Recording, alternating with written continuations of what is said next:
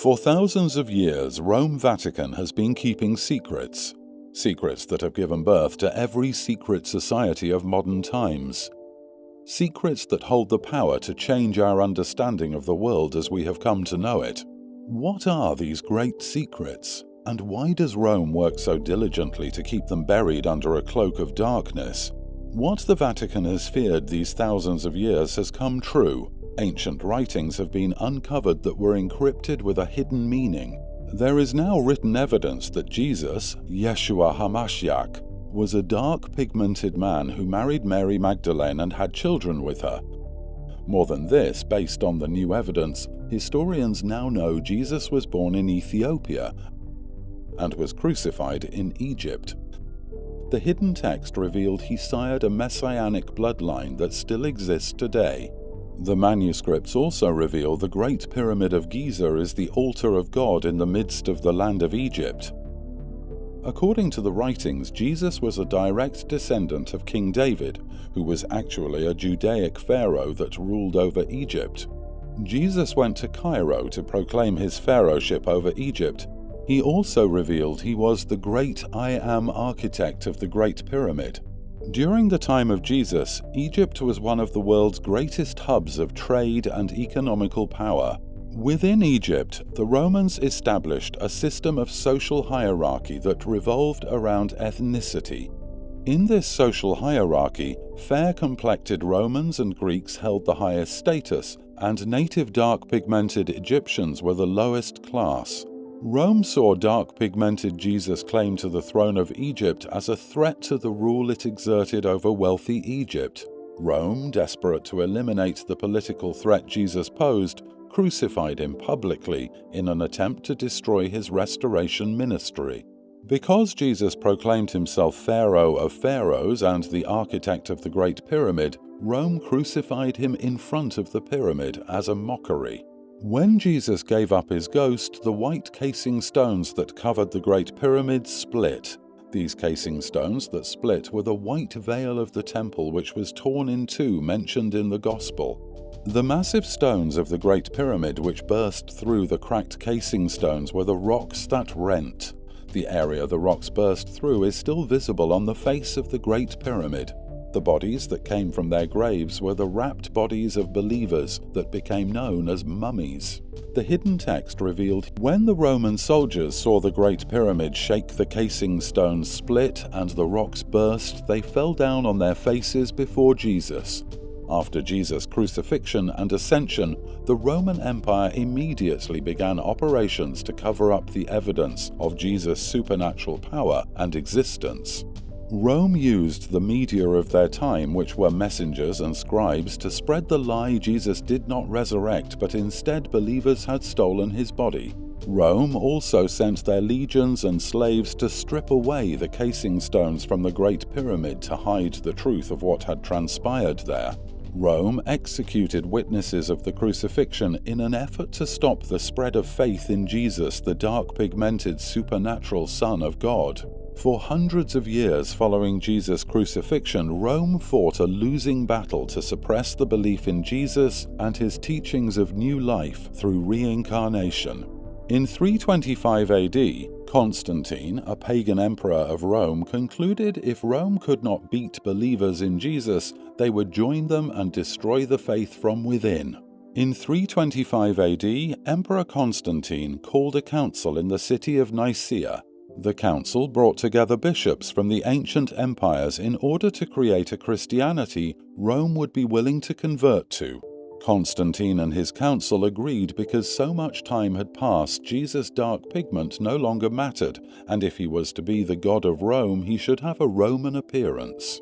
Constantine also insisted that Jesus must not return as a reincarnated dark pigmented man, but he should return from the clouds supernaturally. Constantine and his council of bishops excluded all writings which included Jesus' marriage and children from their Roman Bible. Constantine mandated any that spoke of Jesus' dark pigmentation, his marriage, his reincarnation, or his heirs would be guilty of heresy. Archaeological researchers have discovered many of the scrolls and records Constantine excluded. These excluded manuscripts explain that Mary Magdalene was the wife of Jesus, and she bore him 3 children. Following Jesus' crucifixion, his 2 sons escaped Roman persecution by voyaging into southern Africa. Jesus' sons took wives and established new kingdoms of Judah throughout the continent. Jesus' elder son Judah kingdom spread from the area now known as Mount Kenya into modern-day South Africa.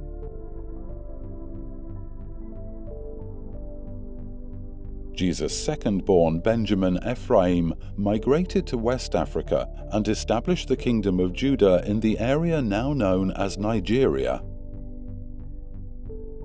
Mary Magdalene sojourned to Gaul, which became modern-day France. There she raised the daughter of Jesus. Jesus' daughter Rose Sarah bore children of her own, intermingling Jesus' divine bloodline into French nobility. For centuries, popes and their secret brotherhoods attempted to destroy Jesus' bloodline in France through wars and assassination. Threats to expose Jesus as a dark male spawned the term blackmail. Knights Templars often employed blackmail to gain wealth, status, and various rights from various popes. The Roman Crusades were commissioned to conceal evidence of Jesus' pigment, his marriage, his bloodline, and to replace his teachings with Roman theology. In 1440, the Roman Pope ordered the invasion of Africa to war against and capture all kingdoms of Judah. The Pope gave his blessing to the trade in a bull of 1442. Enslaving Africans fell within the limits of a just war, and this was extended in an edict of 1452, which gave Portugal the right to enslave captives taken in such a war. On the 28th of August 1518, the Roman Emperor Charles V issued a charter authorizing the slavery and complete genocide of the descendants of Jesus within the continent of Africa. Israelite slaves built the ancient world, and the secret brotherhood intended to utilize Israelite slaves to build the new world. During the war against Jesus' bloodline, the slave ship Jesus and Fort Jesus were named so as a mockery. The end goal of the Atlantic slave trade was to be the complete eradication of Jesus' bloodline, so that he would have no descendant to reincarnate into. However, the Spirit of God would not allow it. The slavers specifically entered and targeted lands occupied by tribes with Israelite blood. Only a few of Jesus' direct descendants were carried away alive. Other members of the tribes of Judah were murdered, their kingdoms were destroyed, their lands divided and given to other tribes to occupy. Recently released governmental trade records show the journey of Jesus' descendants from the Eastern Hemisphere to the Western Hemisphere. In the year 1719, 1,748 tribesmen of Judah arrived in Louisiana. During the same year, French colonizers carrying the blood of the daughter of Jesus also arrived in Louisiana. French traders captured descendants of Jesus' eldest son from the eastern coast of Africa from 1721 to 1730. These descendants were also carried into Louisiana.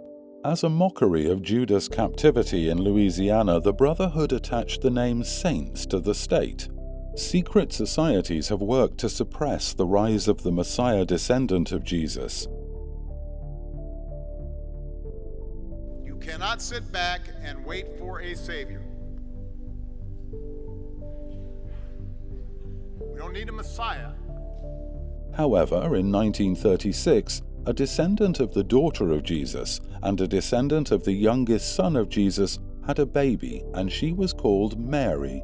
Mary migrated to Texas and settled in a small town called Port Arthur. Mary had a baby, and she named her Marie. Marie took a husband, a descendant of Jesus' eldest son, and in 1976 they had a son and named him Karel. Karel holds the combined bloodlines of Jesus. He is the Holy Grail, the reincarnated Messiah, and unto him shall the gathering of the people be. On the 30th day of the 9th month of the year 2016, during the year of Jubilee, the queen of the tribe Judah anointed Karel king of the tribe of Judah. The age of darkness has passed. The Messiah is revealed.